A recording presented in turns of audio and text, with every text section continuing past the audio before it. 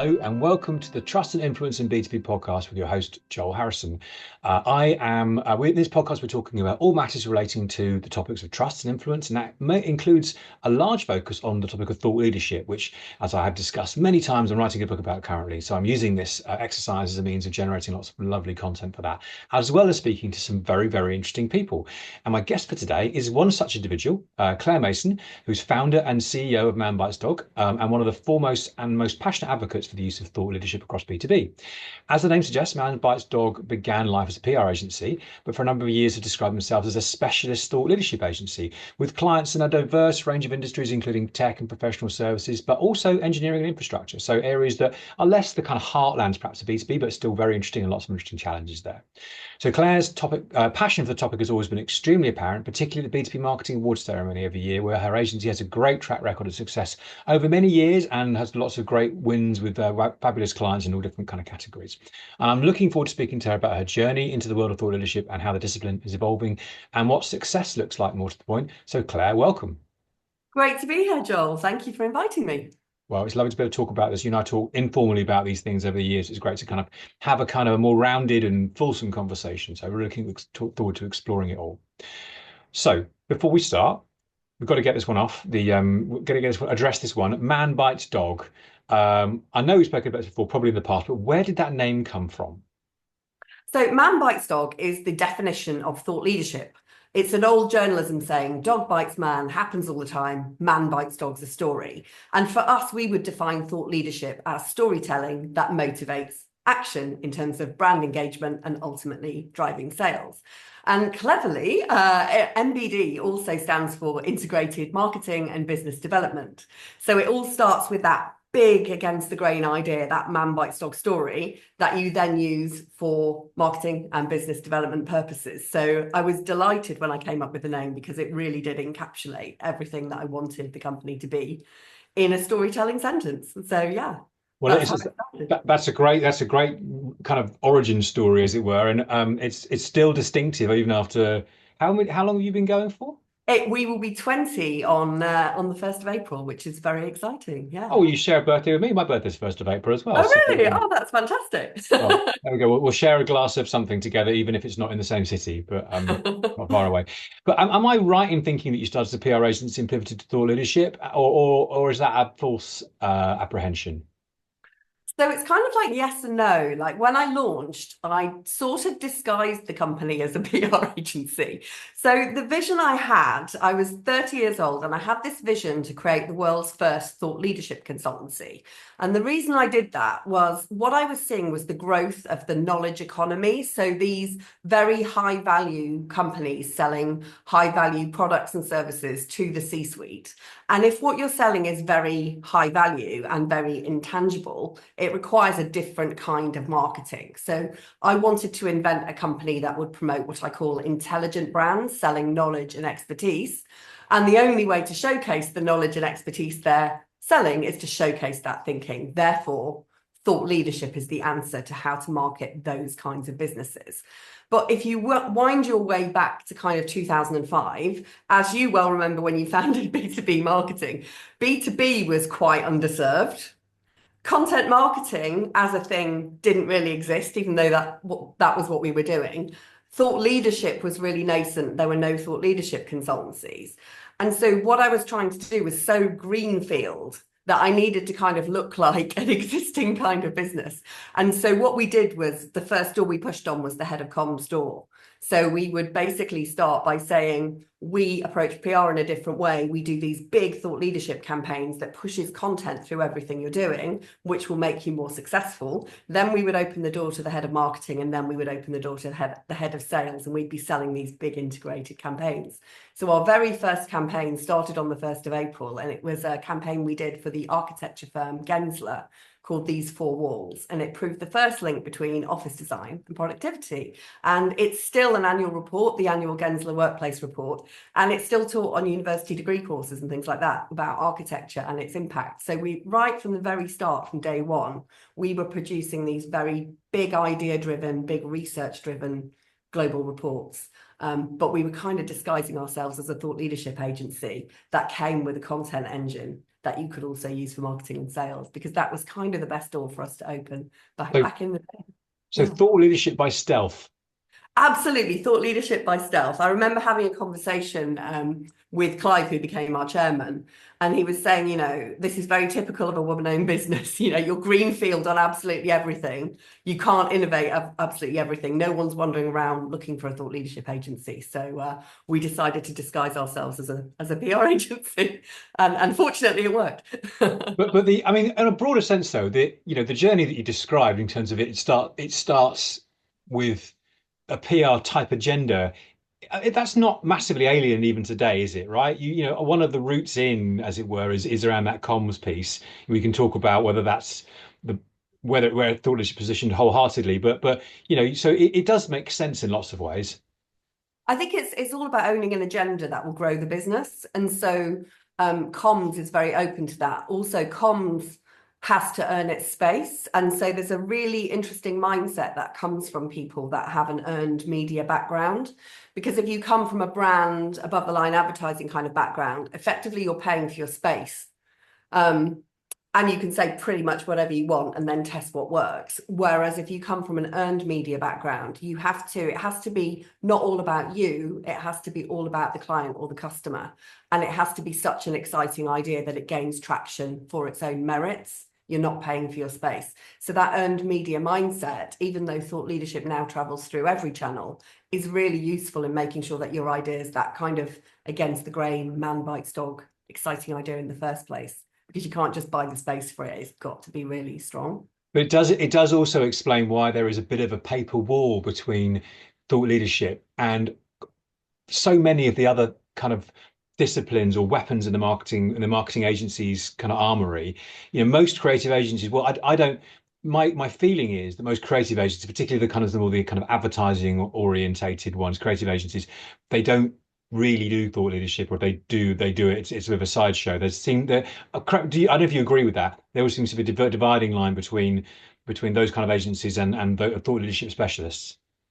I think there's a difference in approach between the agencies, but in companies now we're seeing those walls come down. So Yeah. that thought leadership is, you start by identifying the thought leadership, and it's almost it's a very externally focused brand positioning exercise. Who are you? How should you be positioned? What agendas do you need to own to grow your business? Right. Then those agendas and that big ideation then feeds absolutely every channel. And it's Yeah. been quite interesting to see how thought leadership has kind of moved up the funnel in terms of now our campaigns are feeding the above the line advertising creative, but also down the funnel, we've worked really hard to integrate the thought leadership with sales. So we're doing a lot more account-based thought leadership, for example. Our campaigns are very, very connected with sales enablement. So we're creating this content that's very engaging, but it is very tightly connected to what we would call a gateway service, some kind of engagement that the client can have this light engagement with.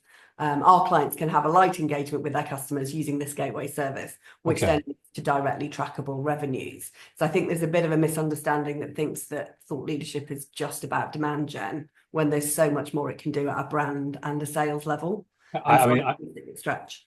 I think the more I learn about it, the more I agree with that. It seems to be misunderstanding seems to be its biggest problem. The opportunity is enormous. I think the lot that so we've jumped the gun a little bit in terms of the kind of, I wanted to kind of cover some baselines before we get into that, but I completely agree with so much of what you said there. So, but just to cover off, we're clear on Man Bites Dog and who you are. So briefly, these days you're working. We talked about the kind of sectors you're doing. Tell us a little bit about the kind of thought leadership, your work you're doing, and we talked about the sectors. But what is your activity? What does your kind of campaigns look like? Yeah, so we tend to work for intelligent brands selling these very high value services to a C-suite audience, and they tend to be in big multinationals, and they tend to be selling to other large multinationals as well. So it's got to be really engaging for that C-suite audience, and they will want to engage to own very, very crowded agendas, from decarbonisation to AI, so a real breadth of things that they want to own to really grow the business. So a really good example would be our work with Arcadis, where we invented the Sustainable Cities Index for them 10 years ago. And that's a really important lever of both brand and sales growth for the business, and has really built out their urban sustainability consultancy. And increasingly, we're helping clients not only own agendas, but develop the services that will then enable them to grow from there. So we've just done a really interesting campaign for a law firm called Riskonomy. And our Riskonomy campaign is all about the emerging risks from AI, data, cyber.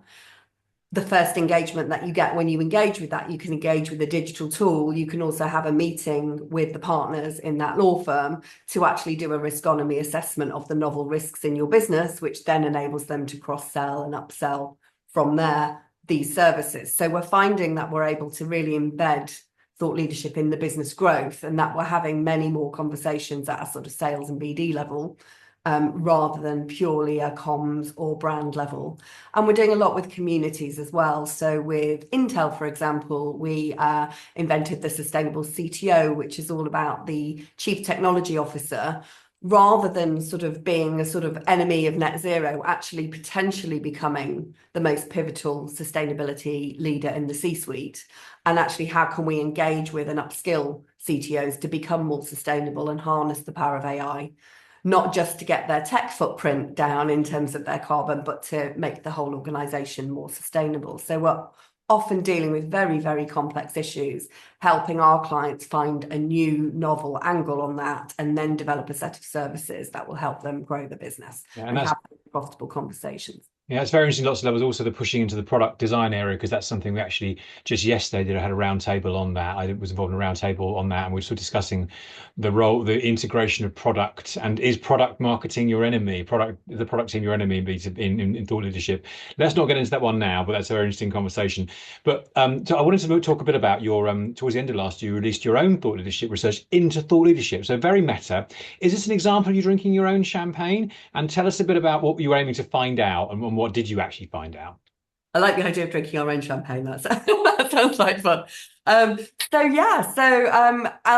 we said, we're coming up for our 20th anniversary, so we wanted to kind of do a state of the nation on thought leadership now and where it's going. I think for me, one of the things I found most interesting was the fact that the sort of B2B brand has emerged as a key source of truth. So we did a major transatlantic study really focusing on multi-billion-dollar companies and the C-suite decision makers inside them. So we're not interested in sort of trade or generic B2B, but right at the tippy top of those really big bet the farm kind of decisions. How is thought leadership impacting those decisions? So firstly, B2B brands are emerging as a key source of truth. 97% of these C-suite leaders are consuming content from B2B brands every week, more than half of them daily. But what's even more interesting is that these C-suite leaders trust content from B2B brands more than media, government, public institutions, which is absolutely fascinating, particularly in this day and age where, to some extent, AI is eroding trust. Actually, B2B brands are performing really well.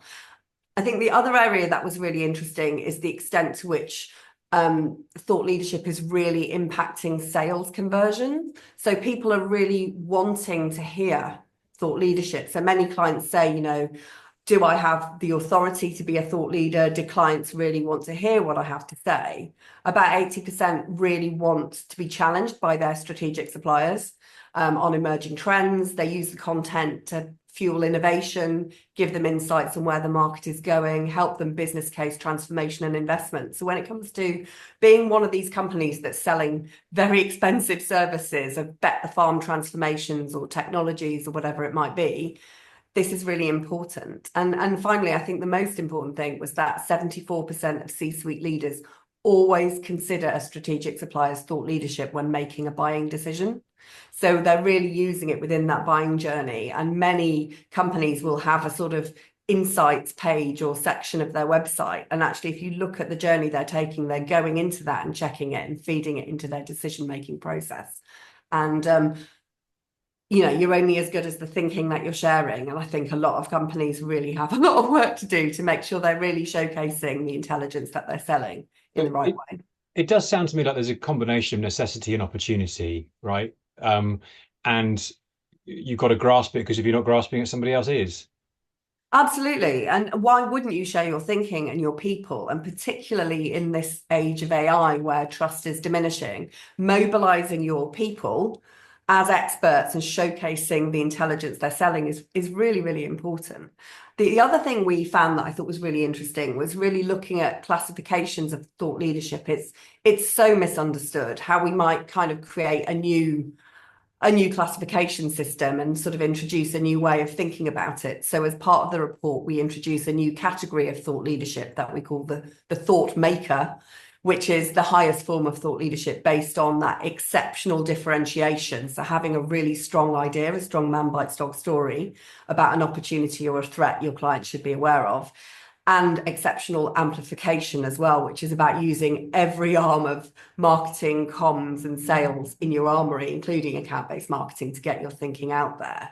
And if we stop thinking about thought leadership as sort of generic articles and think about it as the animating ideas behind the organization, you can kind of think about thought leadership as a wave with thought makers in the vanguard applying their energy to start a new wave of thinking. Then you get the next people who are like the thought shapers, who surf the second wave by providing a new perspective on the origin idea, and there's still value in that.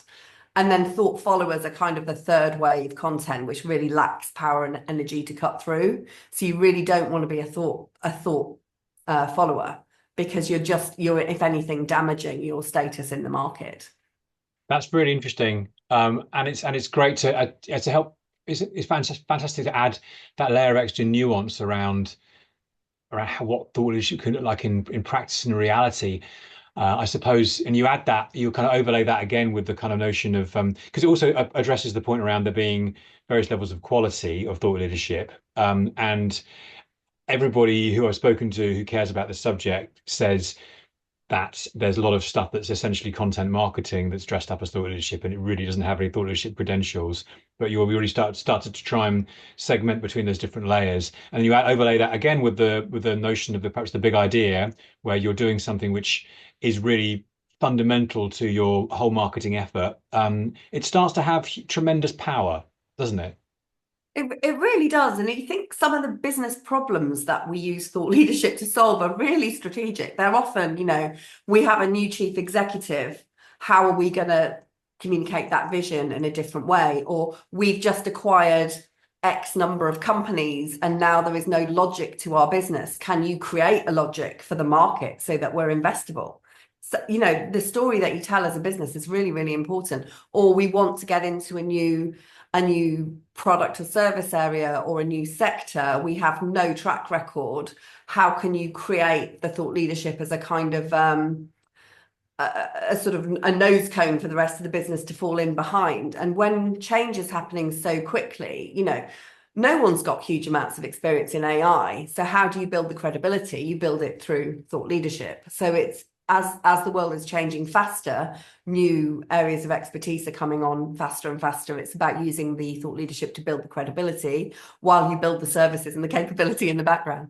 Yeah. So that thought leadership playing that role in actually helping the company navigate that change, at least from an outward perspective, is fantastic. But at the same time, as we said, a lot of what is produced and was called thought leadership doesn't really measure up, isn't as good as it could be, or is downright not very good at all. Is that a fair assessment of your perspective?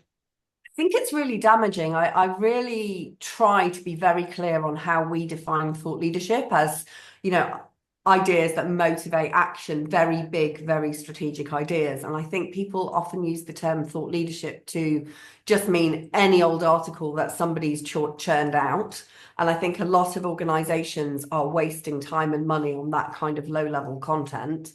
And as AI generates more and more of that content, the value of that content is even lower. So I think really what we try to do with our clients is get them to kill that low-level content that's just reactive, responsive thought followership, and focus on the big pieces that will really make a difference. So is one of the reasons for that the difference between thought leaders and thought leadership? because what I'm becoming apparent to me is you have individuals within organizations. I think this applies particularly to professional services who are very eminent and have got a lot of knowledge and have got lots to say and do it, but do it in probably potentially do it in a kind of not consistent or at best completely random cadence and frequency. And if you're kind of whereas I think what you're talking about is very structured, very focused, very richly considered and in terms of its development and execution. And those two things are quite far apart. So it seems to me there is almost a kind of a tension between those two things potentially, and having you need to kind of whilst thought leaders can be useful, you need to be aligned with a bigger picture rather than allowed to play in their own abstract random way. Is there any truth in that? I think the word alignment is a really good word because many companies, especially intelligent brands, have all of these fantastic experts, and it's trying to make sure that they're greater than the sum of their parts and not Yes. completely random. So for a professional services firm, for example, you've got that sort of, you're marketing a matrix of sectors, practice areas, geographies, and you can completely fragment and damage your brand. What you want to do is come up with some ideas that are perhaps a diagonal theme that is relevant to everyone, or a golden thread that joins everything up, and create a sense of continuity across what they're doing. So you pick up a thematic and each sector expert is giving you a different perspective on that thematic from that industry perspective, for example. So it's trying to align that thinking more and be aware that actually it can be damaging to have absolutely everybody making different noises about your brand, and it's trying to amplify the really good stuff and the really good thought leaders and get it to join up more.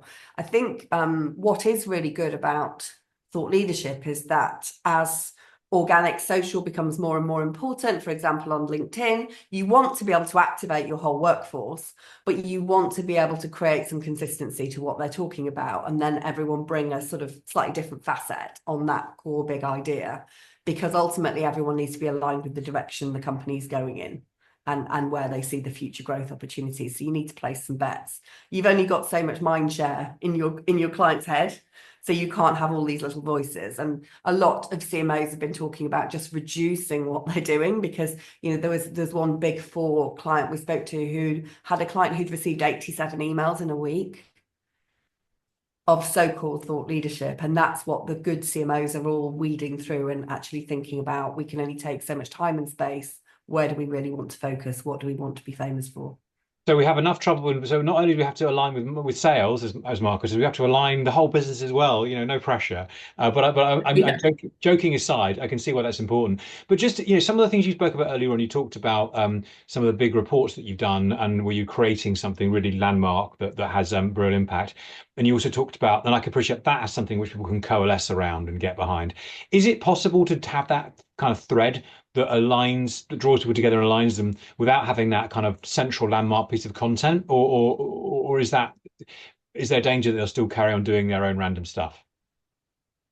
I think it's really useful to have a central piece of content, or at least a digital tool that has that sort of mothership of all of the information that a client might need, that they can look at in a variety of dimensions relevant to them. So personalize that journey. I think having the core content assets really, really important, because it gives you're also training people to take it to market. So you might have a central content asset, but then you might have various tailored versions of that. You might even tailor it down to an account-based thought leadership level to make it super relevant. You're designing conversations you want the fee earners, the consultants to have, or that you want the business development people to have. But having it all ladder back to a central property like a sustainable cities index or whatever it might be is incredibly useful. And Yeah. trying to build traction for that over many years so that it's something that clients are demanding and wanting from you, I think is really valuable. Okay, so that's some ideas about what's good looks like.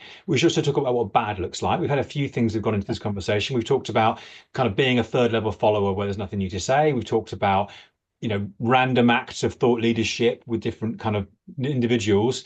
What other things do you see people typically getting wrong in what they're calling thought leadership?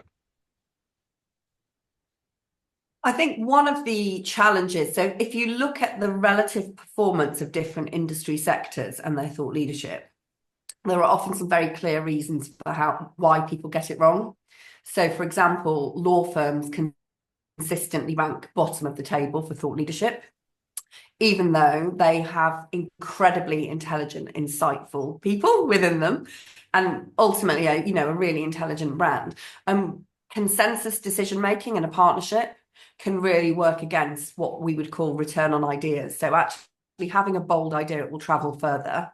The more you dilute that idea, it becomes kind of homeopathy and is no longer bold. So you have to work really hard as a marketer on your stakeholder management in a partnership, for example, to bring everyone with you, but ultimately have a champion decision maker who can really focus. So I think not being bold is a key issue. I think also not being willing to share your thinking is an issue. So if you look at where economic growth and business growth is going to be coming from, infrastructure is incredibly important. If we think about water, the energy we're going to require for our data centers, our future cities, every government across the world and every private sector sort of investor is focused on infrastructure development. But most engineering firms rely on 10-year-old projects to tell their story rather than equipping their people to go out and be thought leaders about what their vision of the future looks like. And so that's a really good example of actually not seeing their thinking as important, relying on the physical project, because they're not seeing themselves as thought leaders or people that could be thought leaders. So I think that's another issue. I think tech is a really interesting sector, and we found that the decision makers typically were not finding the sort of thoughtware that they would expect from a tech firm selling these extremely high value solutions, because they're used to seeing from management consultancies, for example, quite deep and complex thought leadership, and tech firms just haven't got used to marketing themselves in that way. And what we're seeing in the US is that people want to hear from tech firms more than anybody else, because these business leaders are coping with huge transformations. What does AI mean for their business? What might quantum mean? And so on. So there's a real high demand for thought leadership, but the quality of what they're finding is not what they're used to from advisory firms, for example. So they've got a lot of catching up to do, because they're not selling products, they're selling high value services, and they're no longer selling to tech decision maker, they're selling to the board. So you need better quality thought leadership to be able to do that talks business. So I think that's another area. It sort of talking technical when you need to talk business is an issue. So do you think that product-led attitude, where it kind of permeates certain sectors, doesn't it? Tech one particularly. I mean, that there's one thing knowing that you need to do this, another thing moving the organization on. I know actually a roundtable recently, I was talking to someone from one of the world's largest technology companies that does a lot of acquisitions recently. I'm sure you can probably guess their name. And she was saying trying to get everyone to align on a single idea was just impossible, because everybody, even within they had different functions, and you had different kind of product or service categories, and then you had different parts of the organization, PR and brand and product, and everybody wanted it to do a slightly different thing. It was just really, really hard. So there's a kind of an ingrained mindset which may be holding some of these companies back, even the largest companies in the world. I think so. And you can be quite focused, because I think you can have these big golden thread pieces or these themes that cut across, or you can be really targeted. And so for a firm that hasn't done a lot of thought leadership before, doing something really focused is really great, because it helps you business case doing it and create some FOMO as well. So I think actually being incredibly focused on a particular area of the business you want to grow, or a particular audience, or even 10 key accounts, can be a really good approach in that situation of showing people the art of the possible. But what they really do need to do is integrate the marketing, the sales, the PR, the comms, the digital. All of that has to be aligned. There's no argument about that in order to be effective.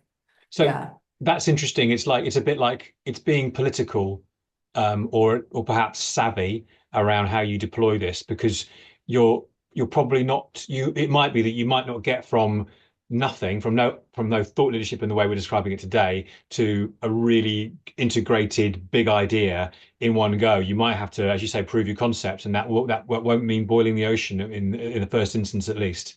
That's really interesting. And finding the people that it's actually often down to really innovative individuals and having a few key champions. So not only working out like strategically what you want to do, but also practically who's going to really help you, where can you be really effective, where do you think you can get the best return, and investing in those places where the people are ready and up for it. Okay, this is really fascinating conversation, Claire. Can we just circle back to something we started to talk about a little bit earlier on in the call up. It was I wanted to get some of the grounding covered first, and so I want to talk a bit about the role of thought leadership in terms of its alignment with things like brand and creative campaigns, and then also at the other end of the funnel, the kind of sales alignment, sales engagement. I mean, it sounds to me like the size of the big campaigns that you're talking about here, where it's a really big idea and it's foundational and you're encouraging people to be bold, is really very much starting from a brand perspective. It's very critical to how the organization is perceived, and I guess it does. I would guess that would be feeding creative for advertising, etc., etc. And that sounds great, but is there a resistance to that? Or either be it from internally within the marketing function, or perhaps from stakeholders like, incumbent agencies, things like that. Is that a barrier?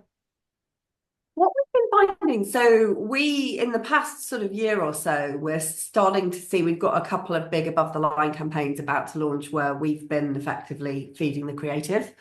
And what we found was that it worked really well because we were seeing a disconnect between the big thinking brand people and the brand agencies, above the line agencies, where they're saying, you've got a certain number of seconds to communicate something, you've got very little to say in words, it can't be complex, versus the salespeople who have an incredible amount of detail and things they want to achieve. And bridging that gap is really difficult, but thought leadership is really good at bridging that gap because it's a big idea, so it's really creative and it's engaging, but it's also aligned with how are we going to get the sales, what's the call to action, what service does this link to. So I think thought leadership is kind of like this amazing bridge between the two, because it can go all the way from briefing in the creative and what the above the line needs to achieve, and potentially even the strap line for that and the creative visual, which is what we've been doing, all the way through to, okay, what's the profitable conversation? Is there a gateway service or some service innovation we need to do? And what does your account-based marketing look like? And are we going down to the level of account-based thought leadership? So I really feel like thought leadership kind of bridges it all and creates the content that feeds absolutely every single channel. And then if you can clear out some of the noisy stuff that's being done and focus on those big campaigns, I think that works really well. I think also from a measurement perspective, it's very difficult to convince a board level business decision maker of the value of digital metrics.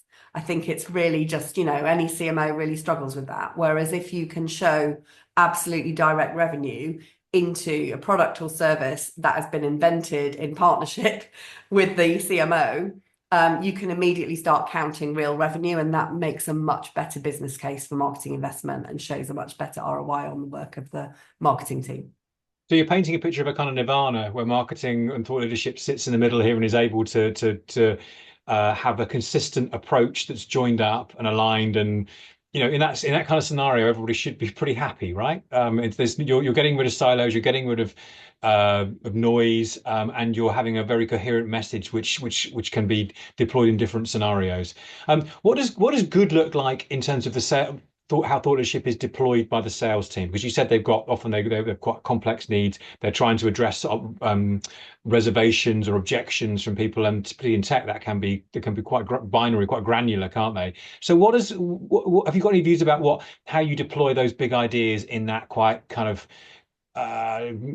difficult conversation potentially? Yes. So it starts by involving the sales team from day one in where is the growth going to come from? What opportunities do they need to see in a very detailed manner, right down to the key accounts and the people within the key accounts that they want to talk to. And so it's constantly shuttling between this big brand view and this extremely granular view of what the sales team need. And it's the opposite of the old kind of publish and dump model, where you kind of do a report, someone wanders in to see their client, flips it down on the desk and fails to have a conversation about it. What you're trying to create instead is a really interactive engagement. So what you want to be doing is taking the client all the way through the journey from seeing what you created. So I was just logging into our bank earlier, and HSBC has started embedding thought leadership within their banking system, which is really interesting when you go in as a business.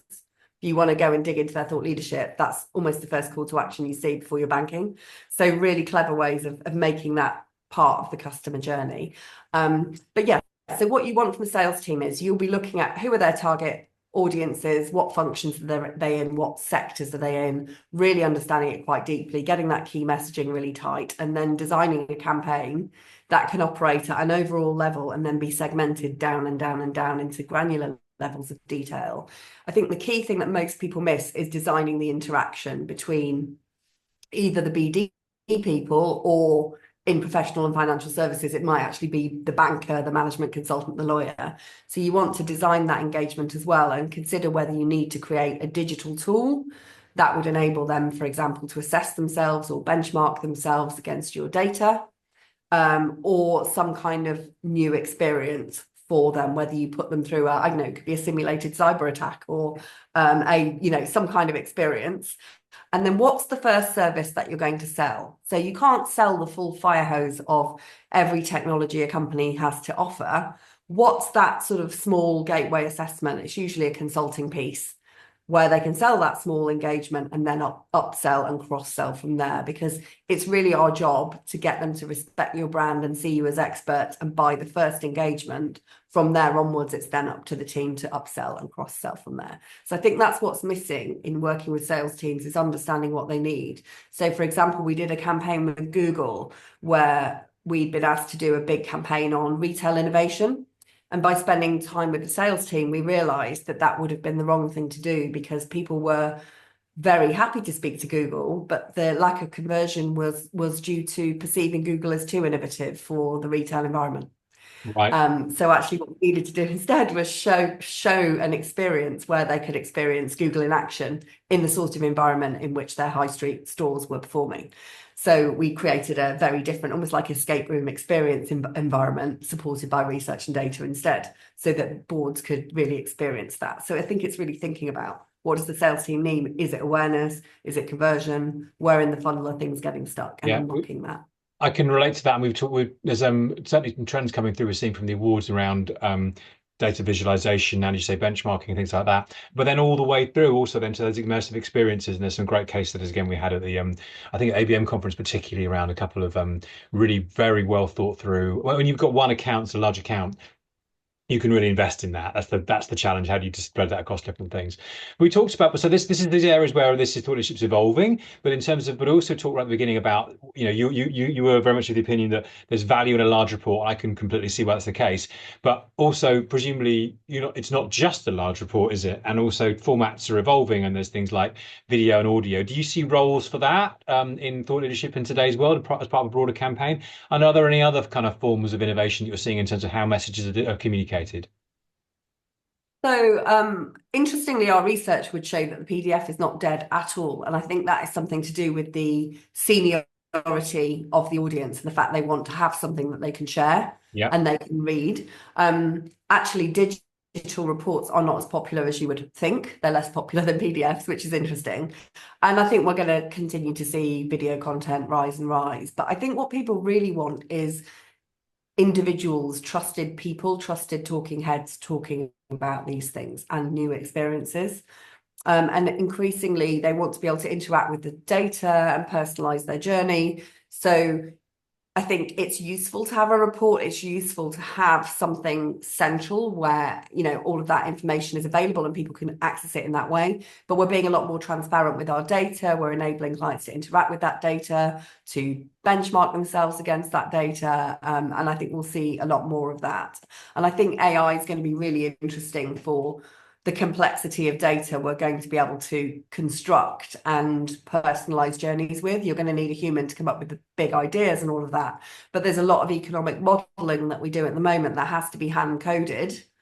And there are things that it would not be efficient to do that we will be able to do through the application of AI. And similarly, the level of personalization that we might be able to provide could be really, really interesting as well. So I think that's definitely one to watch, is how you can deploy the technology, but without the idea in the first place, it's not it still needs that man bite dog story at the heart of it. Absolutely. So very exciting. We're seeing this innovation. It's great that the discipline is still anchored to having this authoritative, robust piece of content, but also is exploring many, many new things and new areas. But we talked earlier on about how there is a lot of activity in the market called thought leadership, which you and other expert practitioners would say doesn't really qualify as thought leadership. What's wrong? Why should a marketer who's doing content marketing and calling it thought leadership, why should they stop doing that? You know, because it presumably what it's allowing them to do is to dress up something that's quite good into something that sounds like it's got more authority than it actually has. I guess you'd say it's damaging because it's not you're misaligning terms and you're failing to understand the true value of what real thought leadership can do. With that, is that accurate? I think it undermines the value of true thought leadership, but it may be a battle that we can't win. So I think we're all using the term thought leadership in the absence of a better word. I think people are using it to elevate some quite sort of Me Too kind of content. So that's why we're talking a lot more about thought makers and achieving that thought maker status and really thinking about, are you a brand that really wants to be bold and really wants to lead the agenda? Are you more of a thought shaper who wants to really look at, for particular technologies, how can the client pragmatically implement that, or how might they commercialize that? Because that thought shaper area is still quite useful, but you just don't want to be a thought follower. And I think for me, it's just a really bad waste of marketing budget. And so there are two issues with it. One is all this time and energy being spent on something that's not going to be effective. And the second is, are you actually doing damage in the eyes of your client? That for example, a new piece of legislation comes out, how many emails are you going to get from how many firms about that piece of legislation? So, it's just a waste of everybody's mind share and headspace. So I think, I guess that creating content isn't really moving the needle, isn't really changing people's, there can be value in that if it's kind of content marketing, it's helping people in their journey, perhaps further down the funnel. But if you're investing, expecting it to really do something which is not capable of doing because it's not thought through enough, then that's, as you say, it's a waste of time. I can completely see that argument. So just kind of to conclude on this, Claire, because it was a fascinating conversation. We covered so much ground, a lot of it unexpected as well. We had a plan for a conversation. It's gone slightly awry, but in a very nice way. What would you say to a brand or a marketer out there that currently isn't doing thought leadership in the way you described it, and is interested in kind of maybe raising their game but doesn't know where to start? What would you say to them? Why should they kind of aspire to better? the best way to market a company is to really share your thinking, your vision of the future. And you don't want to market where you are today. You want to market what you want to be for clients in the future. And especially as the world is accelerating, you almost need to build out your vision of the future and your services much further in advance. So rather than relying on what you're doing today, you need to be talking now about what you can do for clients tomorrow. And where clients see value is, how are you going to help them navigate the future? And why would they trust you to help them navigate the future if you're not sharing your vision about what that looks like and really demonstrating why you are the people that can be trusted and are the experts? So I think that's the reason for doing it. In terms of how you might approach it, it's very strategic. It's actually looking at your vision of the business and your business plan. Is your brand positioned in the right way to deliver the future growth as you see it? And where do you want to place the big bets of your marketing investment and how clients think about you? And then you go through a process of ideation to then build that up and have it guide everything that you do. Okay, fantastic. And your answer about the first part of that was around the how it's about marketing for the future does actually answer another question, which is, for example, why thought leadership isn't often right in particular categories like B2B SaaS, where actually all you're trying to do is tell them about what the product does right now because they've got a problem right now and the problem will deal with that. So that's a question I didn't ask, but I think that addresses that quite nicely. You know, it's not right for everything, but actually, if you're trying to solve a problem now, well, that's what they want to talk about. Would you agree I with that? don't know whether I agree with that, actually. Right. I think so. For B2B SaaS, you don't have to market a problem right now. Actually, you could market a problem that's just very closely around the corner. And actually, don't you want to be the people that are being seen as not just the problem that you have today, but the problem that you're going to have tomorrow, or the opportunity you're going to have tomorrow, because you want to be seen as that trusted business partner.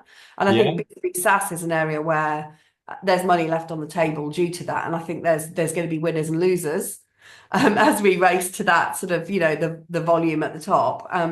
So I think most people can benefit, most companies can benefit from thought leadership, unless you are extremely high value, if you are extremely high volume, low value, selling to a low level decision maker, then maybe not. But if you're looking to sell something that is a high value to the C-suite, where you want a long-term partnership, then it's really worth doing. And it's partly risk management as well for B2B SaaS. So you might want to market against today's problem, but so is everybody else. There's no differentiation to be had there. You're competing on price. Whereas if you market against tomorrow's problem instead, that you have identified and someone else hasn't, then you've got that opportunity for differentiation and being seen as someone who will be a business partner for the long term.